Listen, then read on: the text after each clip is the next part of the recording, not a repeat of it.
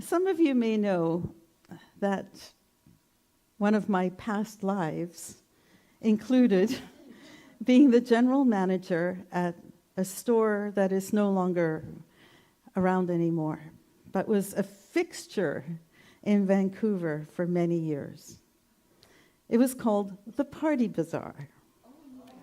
I see some of you can remember the Party Bazaar. And it was a place that celebrated life. The tagline for it was, "Celebrate every day." And it suited me because I love to celebrate. And we had supplies for things like birthdays and milestone birthdays, and we would rent equipment so that people could have carnivals and candy floss machines and dunk tanks, and I can't even remember all of the different things. And we would have balloons, and balloons were our specialty. And then we also were in charge, or we were the go-to place for seasonal decorations. This was long before dollar stores were as popular as they are now. And so if it was Valentine's Day or St. Patrick's Day or Canada Day or Mardi Gras or Thanksgiving, all of these seasonal celebrations would be the place that people would come to so that they could get their decorations. New Year's was massive. We would be the company that would send out these boxes of noisemakers and hats and leis and things to all of the restaurants, and people would come into the store to get those things for themselves. And again, celebration, celebration, celebration. And the biggest celebration of all was Halloween. So big, in fact, that we would rent out a space right beside our business, the regular business, and we created a whole pop-up store with thousands of costumes and accessories and makeup and wigs, and the children's area was this big, and the adults area was this big. And that was the first time I really got the idea that Halloween is something that appeals to us all. And the store was a party, man. There was music playing all the time, and the people would come in, and if they weren't smiling before, they were smiling through as they tried on different costumes, and you'd hear squeals of laughter from people as they saw their friends getting dressed up in various ways and trying things on. And what I noticed was that people would come in, and the biggest change didn't happen when they put on a costume. The biggest change came when they put on a wig, a mask, or a cape. All of a sudden, they were like, "Here I am to save the day," whatever that saying is that Mickey Mouse had. It was as if wearing these different accessories, including costumes, to be fair, but it's as if all of a sudden people had permission to play. It's as if they had permission to be something that otherwise they wouldn't allow themselves to be. And so it was almost like these little alter egos would show up.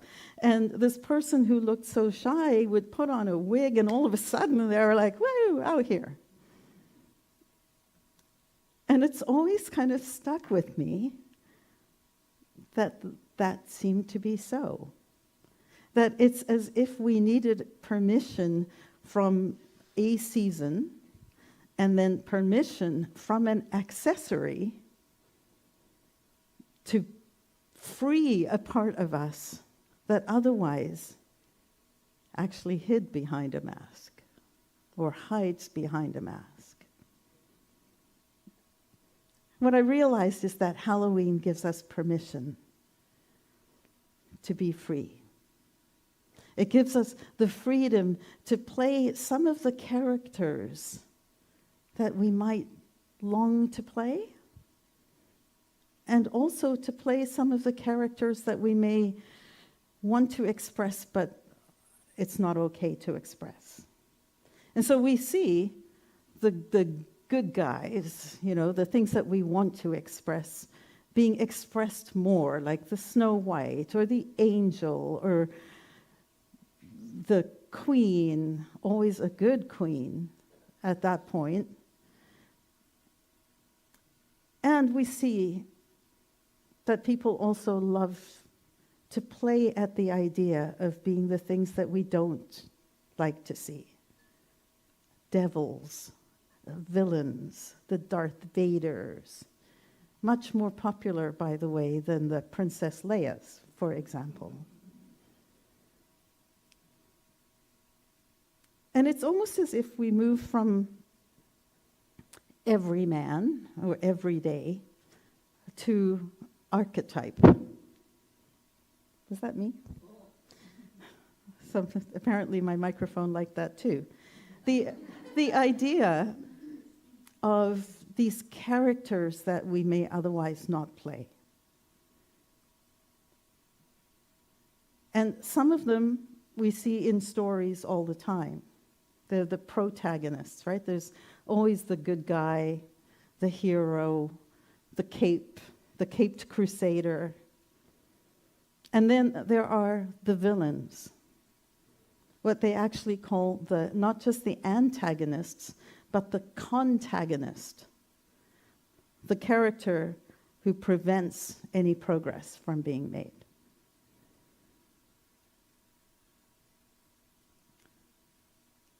And we are all, at times, the great pretenders. In fact, I would argue that maybe more of the time that is not Halloween, we are spending in a pretend state.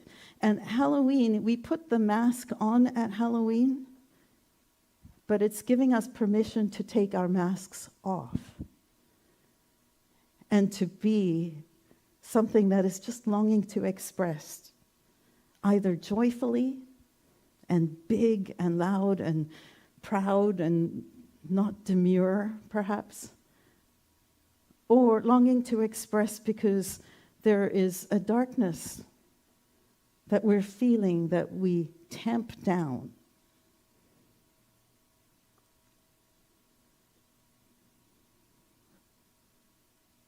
So we see this potential that we have to take the mask off so that we can see. Here are some of the masks that I think we put on that when Halloween comes we take off and then we allow them to see the light of day. The villain, that person within us that sometimes sabotages our progress. And that villain can sometimes be our tendency to anger and our tendency to be irritable and our tendency to be impatient and our tendency to judge and our tendency to be the police officer, very popular costume, and our tendency to need to be right, judge, another very popular costume.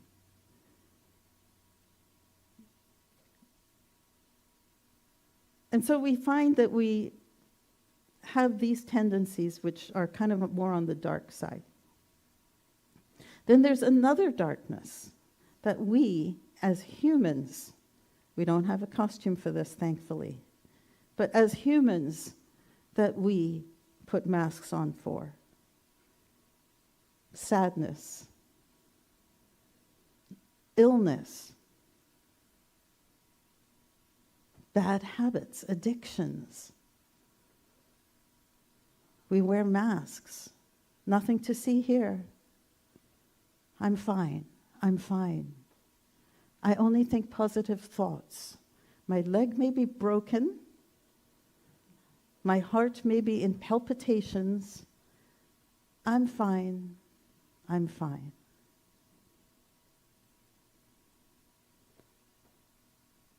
The consequences of these less than appealing characters and traits that we experience is, of course, that it takes a lot of energy to hide the parts of us that are unattractive, to hide the parts of us that aren't feeling good, to hide all of that takes a lot of energy. And when that happens, we are drained. And when that happens, we start getting miserable, cranky. And that's not a place of freedom. It's not a place of expansive connection with other people. Chances are they won't want to be with us, because who wants to be with someone who's cranky? So the consequences of tamping our truth, our experiences, our feelings down can be quite severe. And the way we can tell that we're putting that mask on so that we don't see the darkness, and others don't see the darkness within us or the sadness within us, is that anytime you hear the word should or shouldn't, then that's your clue that you're trying to mask something. And as I said, it takes a lot of energy. It also has the effect of you making yourself the villain. You are making yourself someone that you are not loving. And that doesn't feel great either. And remember, the villain is often called the contagonist, the character that impedes your progress. We also use masks to hide our greatness, our superhero-ness, if you will. The explorer within us who is longing to find things out and maybe go back to school or take an art class or go dancing.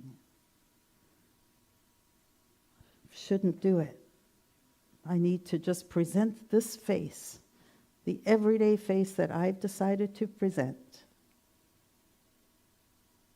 Rather than stepping up and exploring our talents and our dreams, we have a tendency at times to avoid stepping out of our comfort zone, perhaps stepping out of the spotlight and avoiding it, making ourselves small.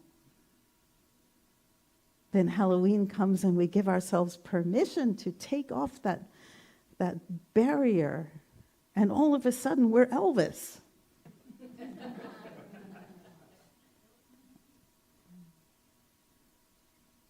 And again, the consequence for ourselves is essentially self-hate.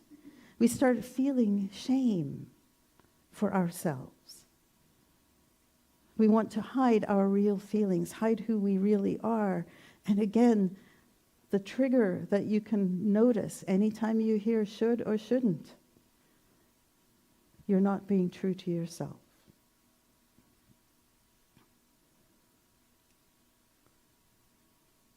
But what if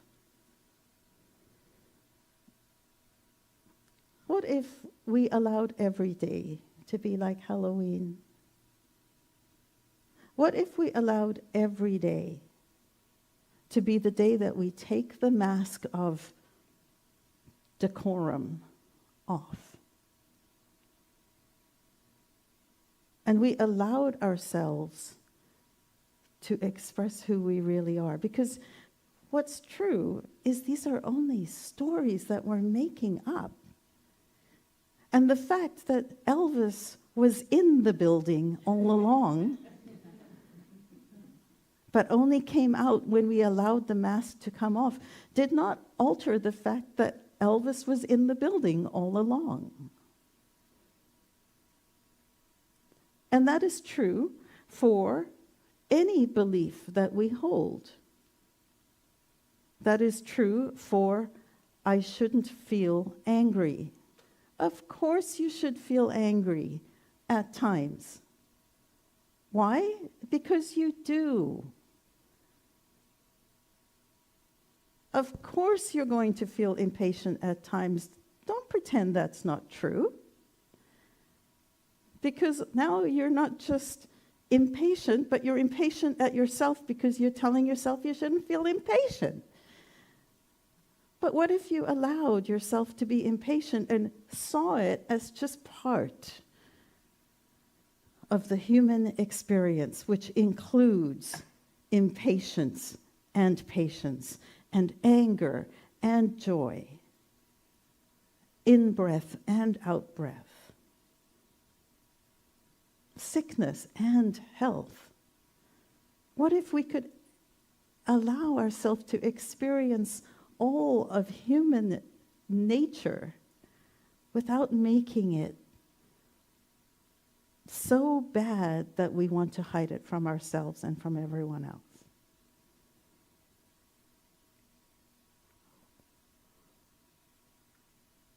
How do we do it? And why would I suggest it? I already told you some of the consequences. Self-hatred. Self-hatred leads to impatience at yourself, shame at yourself, misery at yourself. I wish I could be a person who speaks in public, but I'm too shy. But put a little drink in me, they're going to pull me away with the shepherd's crook. And the reason I use that example is because I saw it happen at a wedding. And I went to speak to the person afterwards, the MC. And I said, "You were amazing." And they said, "Well, I had a little sip and it made me feel more relaxed." I'm like, "Do you realize that it was in you all along? Your ability to make people laugh and connect and be such an amazing speaker was within you all along. You just gave yourself permission to take the mask off." And it was wonderful. They were so happy and so proud of themselves. And it was fun. How do you do it? How do you change it? Well, first, recognize that it's all your own BS. Belief system.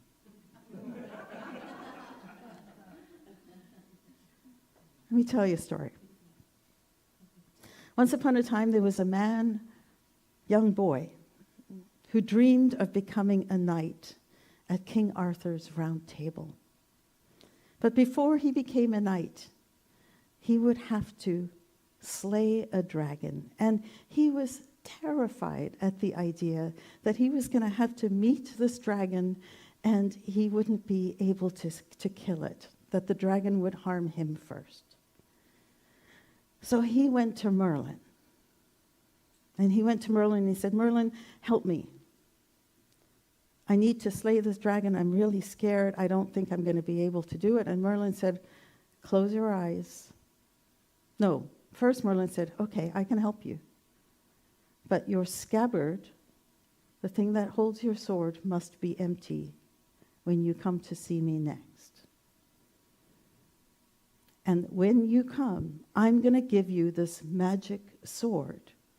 And you're going to have it in your scabbard, and when you see the dragon, you'll be able to slay the dragon."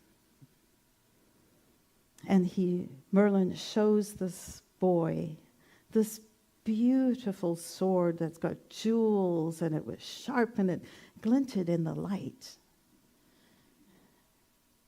And this boy looked at it and thought, yeah, I can do this with this sword. He goes away. Now it's his day to go and slay the dragon. So he goes back to Merlin and he says, Merlin, I'm ready. I'm going to go slay that dragon. And Merlin says, close your eyes. I see your scabbard is empty, and I will put the sword in the scabbard. Puts the sword in the scabbard. Open your eyes. Off you go. Happy dragon hunting.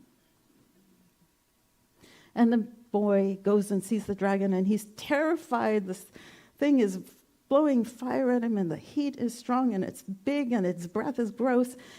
And he's so scared, and then he remembers that he has a magic sword that Merlin gave him.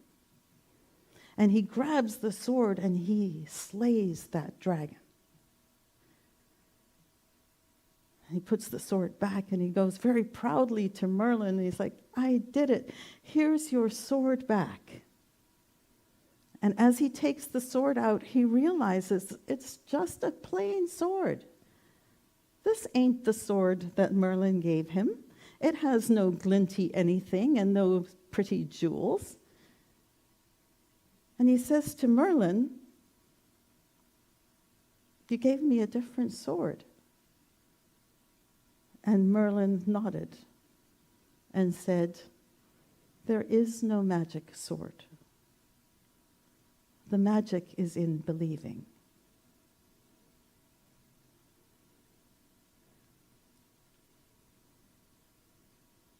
What masks do you put on to hide your greatness, your dreams, the things that you long to do? What masks do you put on to hide the parts of you that you consider unacceptable? The darkness within you, we all have it. The times when we feel crappy, we all have it. The times when we're upset, we all have it. What if you could accept that it is part of who you are? For one thing, you'll be less afraid of it. It'll just be like, oh, I'm having an angry thought. Instead of, I'm having an angry thought and I shouldn't be having it. Now there's two angry thoughts.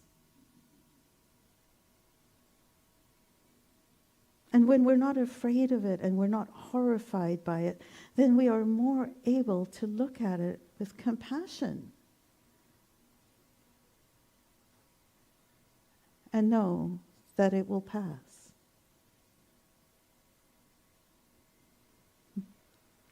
The whole idea that I'm trying to get across is what they might call integration.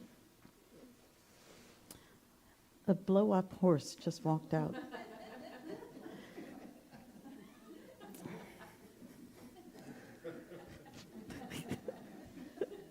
It's so funny. Ta-da!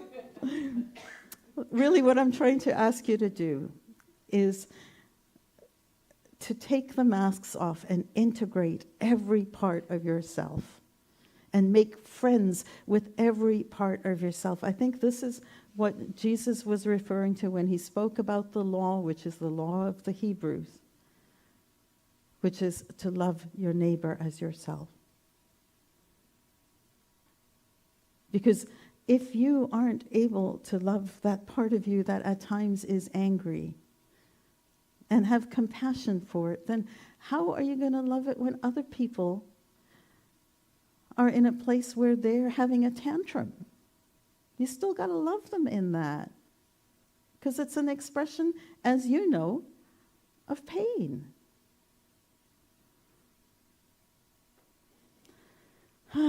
So,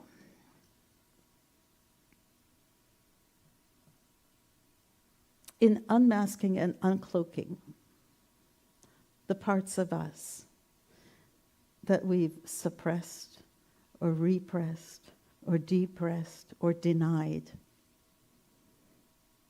We free ourselves to love ourselves more deeply. And when we do, we free ourselves to love others more expansively as well. How do we do it? Believe in yourself. The BS that you want is to remember that the magic is in the belief. If it doesn't feel good, change the belief. It's in you already. And when we take our masks off, and we can be more free, we accept others as we accept ourselves. We love others as we love ourselves. And that leads to freedom. It leads to joy. No wig required. No mask required. No cape required. Instead of putting the mask on, take it off